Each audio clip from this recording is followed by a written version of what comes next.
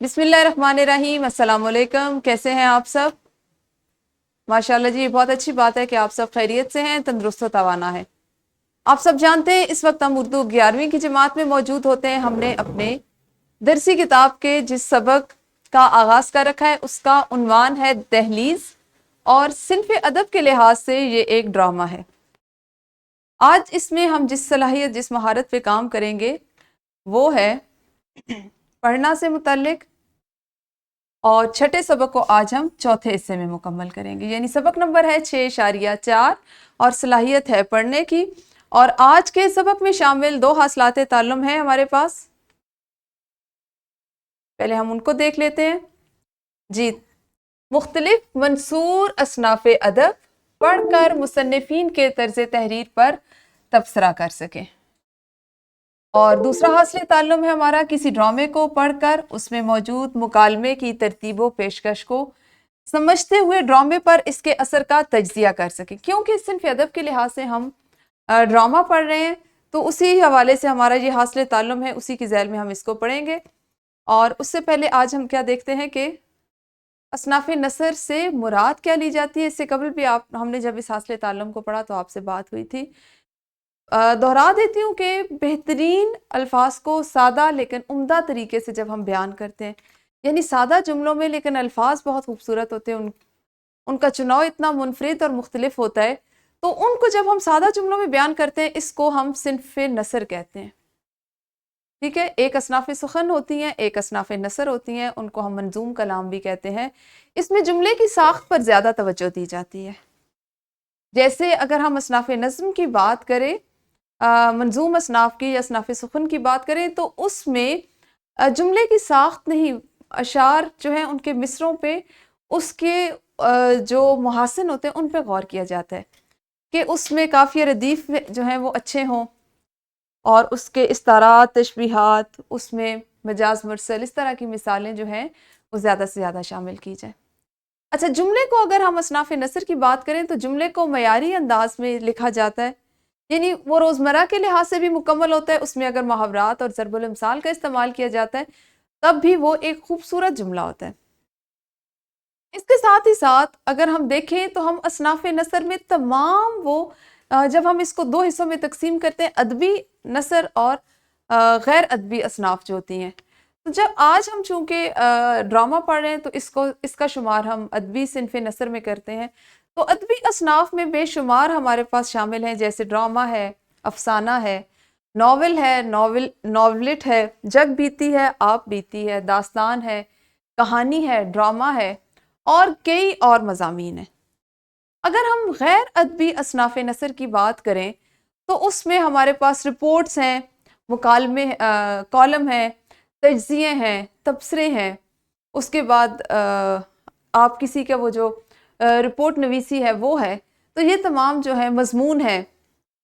تنقید ہے، ان تمام کو ہم غیر ادبی صنف نثر میں شامل کریں گے۔ تو اصناف نثر میں آج ہم جن اصناف پہ بات کریں گے یا جن کے بارے میں آپ سیکھیں گے اور ان کو پڑھتے ہوئے مصنفین کے طرز تحریر پر غور کرنا اور اس پہ تبصرہ کرنے کی مشق کریں گے، وہ ہم جو ادبی صنف نثر ہے اس کا چناؤ کریں، کیونکہ ہم ڈرامہ پڑھ رہے ہیں۔ سب سے پہلے جی ہم مصنف کے طرز تحریر کا تجزیہ کیسے کرتے ہیں، بڑی تفصیل سے ہم نے اپنے پچھلے اسباق میں اس پہ بات کی تھی۔ تو مصنف کے طرز تحریر کا تجزیہ کرنے کے لیے آپ جانتے ہیں سب سے پہلا جو اس کا اہم نقطہ ہوتا ہے یا جس پہ ہم اس کی جانچ کرتے ہیں وہ ہوتا ہے اس کی زبان اور اس کا اسلوب۔ آپ کو یاد ہوگا اس سے پہلے جب ہم نے حاصل تعلم پہ کام کیا تب بھی یہی بات ہوئی تھی کہ کچھ مصنفین بہت شستہ اردو استعمال کرتے ہیں، وہ اپنے مضامین میں، اپنی تحریر میں، وہ کسی بھی صنف میں لکھ رہے ہوں، اس میں تشبیہات و استعارات کا، اس میں محاورات کا، ضرب الامثال کا استعمال زیادہ کرتے ہیں، کیونکہ وہ اپنی گفتگو کو اس پیرایہ میں کرنا پسند کرتے ہیں۔ ان کا اسلوب بیان جو ہے وہی اس طرح کا ہوتا ہے کہ وہ بہت ہی زیادہ، آپ اس کو یہ کہہ لیں کہ اس میں تخیل کا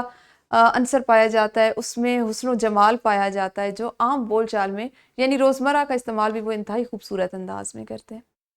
اس کے بعد ہم مصنف کے طرز تحریر کا جب تجزیہ کرتے ہیں تو اس کی معلومات کی پیشکش کو ضرور دیکھتے ہیں کہ ہو سکتا ہے لکھنے والا جو ہے، لکھاری جو ہے، مصنف جو ہے، وہ جس موضوع پہ لکھ رہے آیا اس میں جو معلومات پیش کی جا رہی ہیں کیا وہ حقیقت پر مبنی ہے یا وہ کسی اور ہی جہان کی کسی اور ہی دنیا کی بات کر رہے ہیں. تو اس سے کیا ہوتا ہے کہ ہم ان معلومات کو ہمیشہ ناقص قرار دیتے ہیں جو حقیقت سے دور ہوتی ہیں، یا ہمیں وہ ایسے وہم وسوسوں میں ڈال دیتی ہیں یا ہمیں ایسی ذہنی الجھنوں کا شکار کر دیتی ہیں کہ جن کا حقیقت سے دور دور تک کوئی واسطہ نہیں ہوتا. تو معلومات کی پیشکش بھی کسی مصنف کے طرز تحریر کا تجزیہ کرنے میں بہت اہم کردار ادا کرتی ہے. اگر ہم اسی کے تیسرے نقطے کو دیکھیں تو وہ ہوتی ہے دلائل کی فراہمی. معلومات کی حد تک تو پھر بھی بات سمجھ میں آتی ہے، اب ان معلومات کو آپ نے پر اثر کیسے بنانا ہے کہ جو پڑھنے والا ہے اس آپ کی بات کو وہ اسی طرح سے بالکل مان لے. تو اس کے لیے کیا ضروری ہوتا ہے کہ آپ اپنی معلومات پہ جو دلائل اختیار کرتے ہیں اس کو منوانے کے لیے جو دلیل دیتے ہیں، اس کو پر اثر بنانے کے لیے جن دلائل کا انتخاب مصنف کرتا ہے، وہ قاری کے دل کو، وہ پڑھنے والے کے دل کو کس حد تک مطمئن کر سکتا ہے، اس کی سوچ کو کس حد تک بدل سکتا ہے، اس پہ اثر انداز ہو سکتا ہے. یہ بھی اس کا ایک اہم نقطہ ہوتا ہے اور انہی تمام بنیادوں پہ ہم کسی بھی مصنف کے طرز تحریر کا ہم تجزیہ کرتے ہیں، جائزہ لیتے ہیں. اگر ہم اہم مصنفین کا ذکر کریں یا بات کریں تو اردو میں بے شمار ایسے اردو نثر میں لکھنے والے گزرے ہیں کہ جو ہر کوئی اپنی صنف میں جس نے بھی کام کیا ہے اپنے انداز میں اس نے کمال کام کیا. چند آپ لوگوں کے سامنے پیش ہے تاکہ آپ کو طرز تحریر پر تبصرہ کرنے کا تھوڑا سا اندازہ ہو جائے. سب سے پہلے جی سعادت حسن منٹو. اب سعادت حسن منٹو سے آپ سب واقف ہیں، یہ ایک افسانہ نگار ہے اور ان کا جو انداز ہے وہ بہت بے باک ہے. جیسے ہم نے بھی ان کا ایک افسانہ پڑھا نیا قانون، تو آپ کو اندازہ ہوا ہوگا کہ وہ کس طرح صاف اور کھلے انداز میں لکھتے ہیں اور ان کے افسانوں کا زیادہ جو موضوع ہے وہ تحریک پاکستان اور تقسیم برصغیر سے پہلے کا ہے. تو آپ کا جو طرز تحریر ہے وہ بے باک اور حقیقت پسندانہ ہے. وہ سماج کی تلخ حقیقتوں کو بغیر کسی لگی لپٹی کے بیان کرتے ہیں. یعنی جو چیز جو حالات جیسے ہوتے ہیں اس کو وہ شوگر کوٹڈ نہیں کرتے، اس کو وہ کسی مٹھاس کے پیرائے میں بیان نہیں کرتے، بلکہ وہ جیسا ہوتا ہے، جیسا کوئی واقعہ یا حادثہ رونما ہوتا ہے اس کو وہ اسی انداز میں پڑھنے والے کے سامنے پیش کرتے ہیں. اور عام طور پہ آپ کو پتہ ہے کہ جو حقائق ہوتے ہیں وہ تلخ ہوتے ہیں. اچھا، اس کے بعد ان کے افسانوں میں کرداروں کی نفسیات اور ان کے حالات کی عکاسی بہت گہری ہوتی ہے. آپ جب بھی کوئی افسانہ پڑھیں گے، جیسے بھی میں نے آپ لوگوں کے لیے کچھ افسانے منتخب بھی کیے ہیں، تو آپ کو اندازہ ہوگا کہ اس میں ہر کردار کا ایک ایک جملہ جو ہے وہ اس کی نفسیاتی حالت کا، اس کی ذہنی حالت کا، اس کے معاشرے اور معاشی سماجی حالت کا وہ واضح اس میں جھلک دکھائی دے رہی ہوتی ہے. اور یہ بہت کم مصنفین ہوتے ہیں جتنی گہرائی میں جا کے لکھتے ہیں. اگر ہم سعادت حسن منٹو کی خصوصیات، تحریر کی خصوصیات پہ نظر ڈالیں یا ان کی بات کریں تو منٹو کی تحریروں میں سماجی مسائل، جیسا کہ میں نے آپ کو بتایا، خاص طور پر غربت، جنسی تشدد اور طبقاتی فرق کو نمایاں دکھایا گیا ہے. اور آپ جب بھی پڑھیں گے جہاں پہ آپ کو اس طرح کے کوئی بھی مضامین نظر آئیں گے، ایسے عنوانات نظر آئیں گے، تو آپ کے ذہن میں جو پہلا نام آنا چاہیے وہ سعادت حسن منٹو کا ہے. اس کے بعد وہ اکثر مختصر مگر پر اثر جملے لکھتے تھے.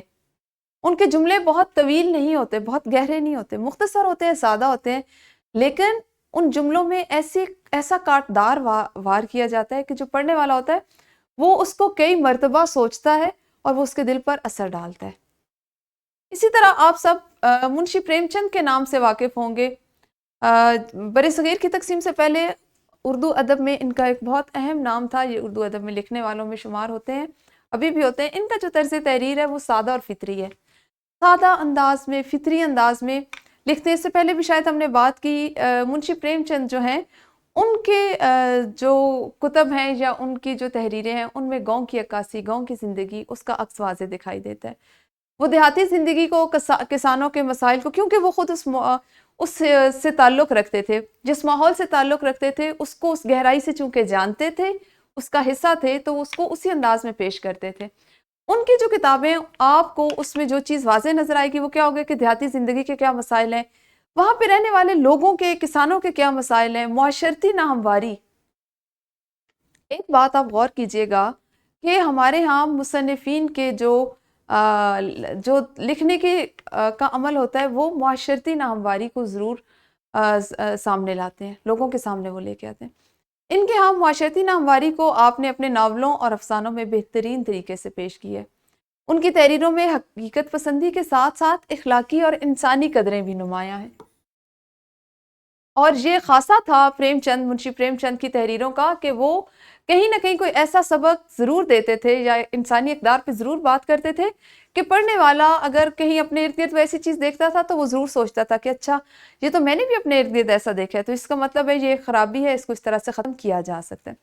اگر ہم ان کی خصوصیات، لکھنے کی خصوصیات کی بات کریں تو پریم چند کے کردار دیہاتی اور عام لوگ ہوتے تھے۔ اس میں کبھی کوئی گاؤں کا کسان ہے تو کبھی کوئی منشی ہے، کبھی کوئی بنیا ہے تو کبھی کوئی سردار یا ٹھاکر ہے، اور کبھی اس سے قرضہ لینے والا گاؤں کا ایک عام نوجوان ہے تو کبھی کوئی ایک ایسا خاندان ہے کہ جو مختلف مصائب کا شکار ہے۔ ان کی زندگیاں اور جدوجہد انہوں نے بہت خوبصورتی سے پیش کی۔ ان کے افسانے اور ناول ایک طرح کی سماجی اصلاح کا پیغام دیتے ہیں۔ اب آپ دیکھیں، ہم پہلے بھی شاید ہماری ایک دفعہ بات ہوئی کہ ہم جب اردو ادب پڑھتے ہیں تو ہمیں ہمیشہ اس کو اس لیے پڑھنا چاہیے کہ ہم اس سے کیا سیکھ رہے ہیں، اس کو اپنی زندگی کے ساتھ منسلک کریں اور اس سے کوئی نتیجہ حاصل کریں، سیکھیں اس سے۔ اگر ہم پریم چند کے جو لکھائی جو افسانے ہیں، ناول ہیں، ان کو پڑھتے ہیں تو ان میں جو ایک پوشیدہ پیغام ہے وہ ہے سماجی اصلاح کا۔ پھر جی اشفاق احمد، آپ سب ان سے واقف ہیں، ہم سب کے وہ اب پسندیدہ ایک مصنف ہیں، لکھنے والے ہیں، جن کے سفر نامے بھی ہیں، جن کے ڈرامے بھی ہیں، افسانے بھی ہیں، مختلف جہتوں میں انہوں نے کام کیا۔ اشفاق صاحب کا جو طرز تحریر ہے وہ فکری اور فلسفیانہ ہے۔ وہ زندگی سے عام سا واقعہ لیتے ہیں، اس کو ایسے انداز میں بیان کرتے ہیں اور اس میں اتنا گہرا فلسفہ ہوتا ہے، اتنی گہرائی ہوتی ہے کہ ہم سوچنے والا، سننے والا سوچتا رہ جاتا ہے کہ آیا یہ بات انہوں نے اتنی گہری بات کیسے سوچی اور کیسے کر لی۔ وہ انسانی نفسیات، روحانی سوالات اور معاشرتی مسائل کو بہت گہرائی سے پیش کرتے ہیں۔ جیسے ابھی آپ نے پڑھا ہوگا، ایک واقعہ انہوں نے لکھا کہ جس وقت وہ لاہور ان کو منتقل کر دیا گیا پڑھائی اعلیٰ تعلیم کے سلسلے میں، تو چونکہ وہ اچھے کھاتے پیتے گھرانے سے تھے تو ان کے والد صاحب نے ایک کام کے لیے ایک ملازم بھی ان کے ساتھ کر دیا۔ اب وہ ملازم گھر کے چھوٹے موٹے کام کرتا تھا، لیکن اس کو انگریزی زبان سیکھنے کا اور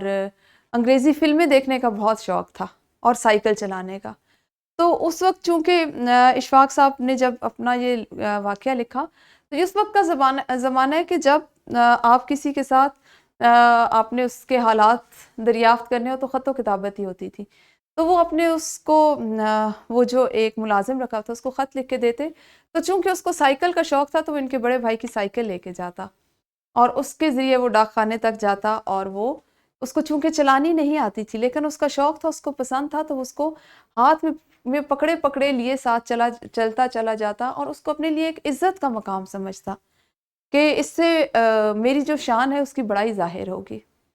تو یہ اسی طرح سے جب وہ انگریزی فلمیں دیکھ کے آتا، وہ چونکہ بالکل ان پڑھ تھا، اسے انگریزی سمجھ نہیں آتی تھی، لیکن وہ اپنے تسلی کے لیے، اپنی تسکین کے لیے وہ فلمیں دیکھتا اور خود ہی کچھ نہ کچھ ان سے اخذ کر لیتا اور ایک لفظ دو لفظ کچھ ایسے سیکھ لیتا جن کو بعد میں، جن کے تلفظ بھی اتنا الٹا ہوتا کہ شاید سننے والا سمجھ نہ پاتا۔ لیکن یہ ایک ایسا مسئلہ تھا یا یہ ایک ایسا واقعہ ہے ان کی زندگی کا کہ جس کو وہ سناتے ہیں کہ جب ہم اپنے اس ماحول سے، اپنے خول سے نکلتے ہیں تو ہم جو ارد گرد دیکھتے ہیں ویسا ہی ہونے کی کوشش کرتے ہیں، ویسے ہی بننے کی کوشش کرتے ہیں، اس میں ہم اپنی اصل کو بھی بعض اوقات بھول جاتے ہیں۔ اچھا، اشفاق صاحب کی جو تحریریں ہیں ان میں روحانیت اور تصوف کا عنصر نمایاں ہے۔ کہیں نہ کہیں سے ان کی ہر تحریر آپ کو اللہ تعالیٰ کے ساتھ اس طرح سے اس انداز میں جوڑتی ہے کہ آپ بس سوچتے ہی رہ جاتے ہیں کہ واقعی یہ تو اتنا باریک سا نکتہ تھا، مجھے پہلے کیوں نہ سمجھ آیا۔ اشفاق احمد کی اگر ہم تحریروں کی بات کریں تو قاری کو سوچنے اور اپنی زندگی کے پہلوؤں پر غور کرنے پر مجبور کرتی ہیں۔ ان کے افسانوں اور ڈراموں میں زندگی کی گہرائی اور اس کے پیچیدہ پہلوؤں کو خوبصورتی سے بیان کیا گیا ہے۔ اچھا جی، یہ اب آپ کو دوبارہ سے آج آپ کے لیے دہرائی بھی ہوگی کہ کیا اصناف ادب جو ہیں، نثری اصناف کون سی ہوتی ہیں جن کو ہم ادبی اصناف بھی کہتے ہیں، اور کس طرح سے ہم ان اصناف نثر کا مطالعہ کر کے کسی بھی مصنف کا جو طریقہ تحریر ہے، طرز تحریر ہے، اس کا تجزیہ کرتے ہیں، کن کن بنیادوں پر۔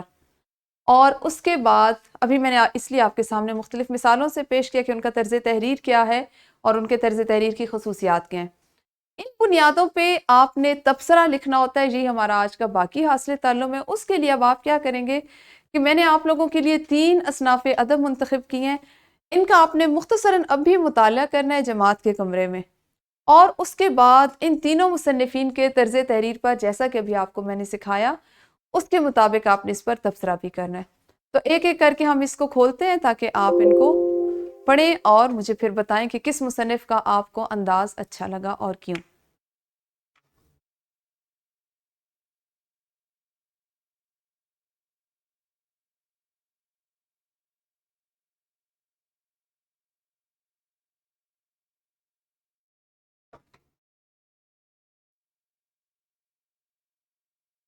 ہاں جی، ابھی آپ لوگ، آپ کے لیے یہ جو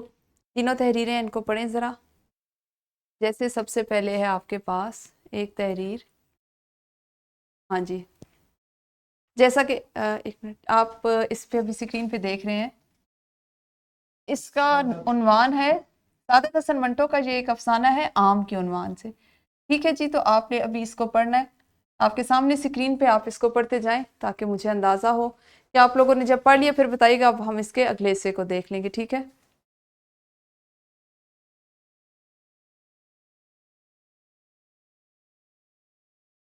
شاباش، جلدی جلدی پڑھ لیں، اگر آپ نے سائلنٹ ریڈنگ کرنی ہے تو اسی طرح سے کر لیں۔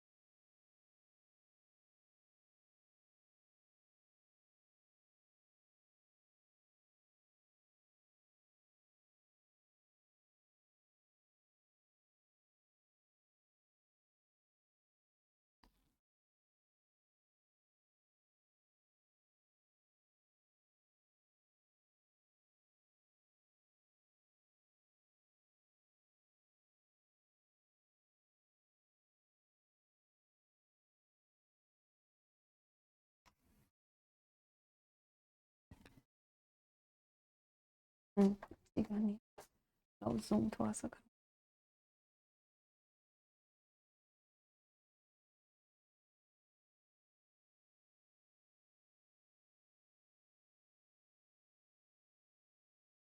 آگے اوپر۔